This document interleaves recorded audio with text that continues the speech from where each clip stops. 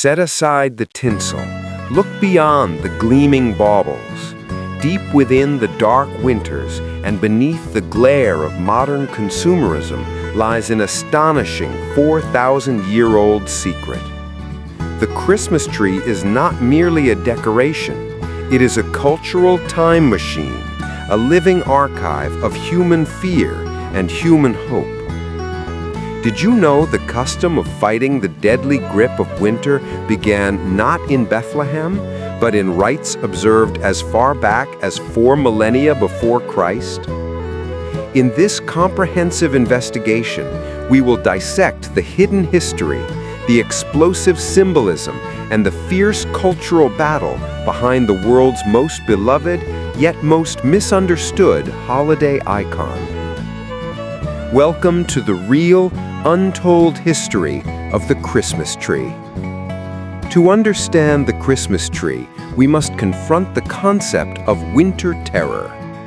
For millennia, the shortening of the days was not merely a cozy time. It was a physical threat and a cosmic defeat.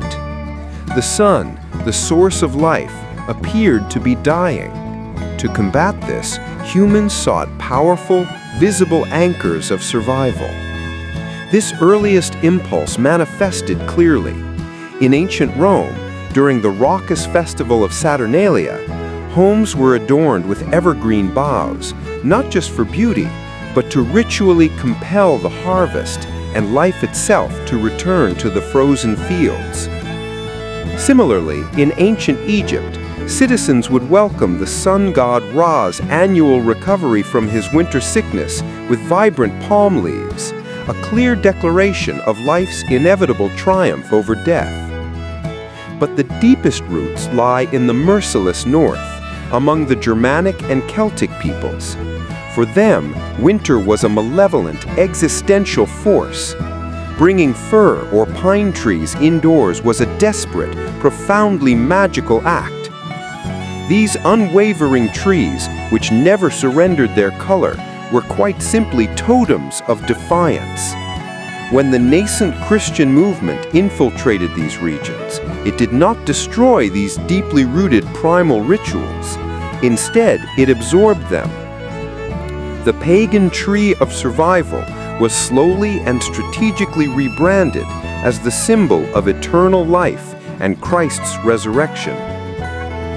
The evolution of the Christmas tree took its next vital step in medieval Germany, where two essential ancient traditions fused into one powerful symbol. The Middle Ages relied heavily on miracle plays to teach the principles of faith to the largely illiterate masses.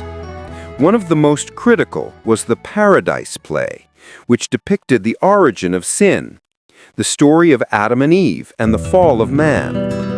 This play was deliberately timed for performance on December 24th, considered Adam and Eve Day.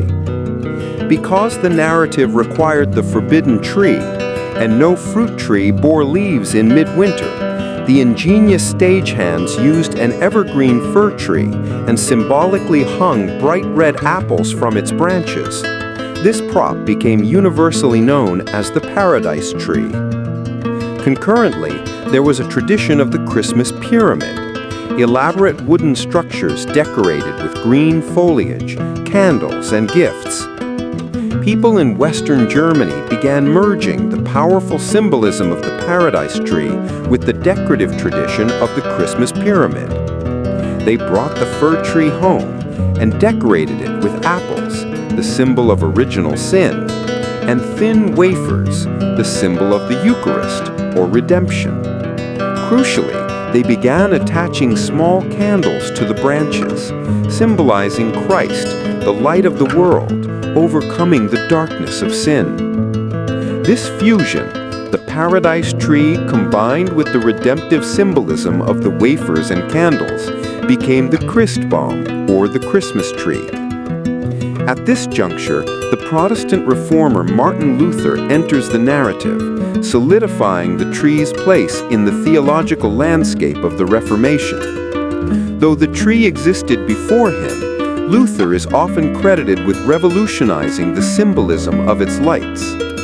The famous, though somewhat apocryphal legend holds that on a cold winter night in the 16th century, Luther, returning home, was captivated by the sight of thousands of stars twinkling through the snowy, dark branches of a fir tree.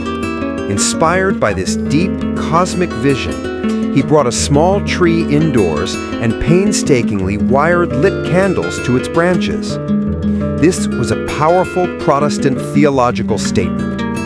Christ as the star, the unwavering, guiding light of the world, brought down from the cosmos into the domestic space. Throughout the 17th and 18th centuries, the Christmas tree remained a defining Protestant symbol in Germany and beyond, often explicitly rejected by Catholics who focused on the nativity scene. But throughout this period, the danger remained constant. Decorations evolved, paper flowers, dried fruit, sweets, but the central ritual involved open flames attached with simple wire or wax to highly flammable, drying pine branches. Every night the tree was lit was a silent, terrifying risk. For centuries, the Christmas tree remained a localized, quirky German phenomenon. But in the 19th century, this status changed thanks to an enduring global force: royal power. The globalization of the Christmas tree began in England. Queen Victoria married her German cousin, Prince Albert of Saxe-Coburg and Gotha. Prince Albert was keen to bring his German Christmas traditions to the heart of Britain. The turning point came in 1848. The impact of this image was immediate and undeniable. The royal family was the ultimate arbiter of fashion and conduct across the British Empire. Suddenly, the German custom was no longer alien. It was modern, aspirational, and officially endorsed by the highest authority. The burgeoning middle class eagerly sought to imitate this royal domestic ritual. Simultaneously, the tree had reached the United States via German immigrants. However, it faced long-standing, fierce opposition from the rigid Puritans of New England, who viewed any Christmas celebration as a popish and heathen custom. This deep resistance and effective social ban lasted until the mid-19th century. Yet when the powerful, globally recognized image of Queen Victoria and Prince Albert was widely reprinted in American newspapers, the resistance crumbled. It was no longer a dubious German custom, but a symbol of modern, sophisticated royal celebration. The Christmas tree was swiftly and overwhelmingly adopted by the American public. With global, insatiable demand, the Christmas tree completed its final transition from a sacred, handcrafted object to a mass-produced commercial product. This demand immediately fueled a revolutionary new industry in decoration. The German town of Lauscha became the undisputed world center for the production of sophisticated, hand-blown glass baubles. These artisans replaced the heavy, perishable real fruits with lighter, infinitely more decorative glass versions. These ornaments were often silvered on the inside to give an almost magical brilliance in the flickering candlelight. German industry also pioneered the production of tinsel, originally made from actual silver to maximize the reflection of the candle flame. Yet for all this industrial genius, the tree's fatal original flaw remained: the risk of fire. The dark age of the candlelit tree ended with the arrival of a truly revolutionary force: electricity. In 1880, Thomas Edison, the era's greatest inventor, first displayed strings of electric lights outside his Menlo Park laboratory for Christmas, a stunning demonstration of safety and controlled power. Just 2 years later, in 1882, his colleague Edward H. Johnson took the decisive step. He was the first person to explicitly wire a Christmas tree with a string of 80 small, hand-wired electric bulbs in red, white, and blue. Though these lights were initially prohibitively expensive, their appeal was undeniable. The tree no longer needed to be put out nightly with fear. and the perpetual fire hazard was miraculously eliminated.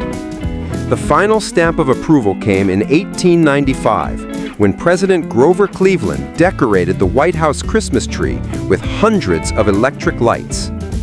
The technology not only made the tree safe, it gave it a spectacular brilliance and magic that the flickering candle could never match. The Christmas tree became a dazzling display of light, perfectly reflecting the technological optimism and industrial progress of the 20th century. This historical journey cemented the Christmas tree as the ultimate symbol of hope and generosity. What part of the Christmas tree's origin story surprised you the most? The pagan roots, the royal decree, or the electric miracle? Let us know in the comments below, and subscribe for more deep dives into the objects that secretly shape our world.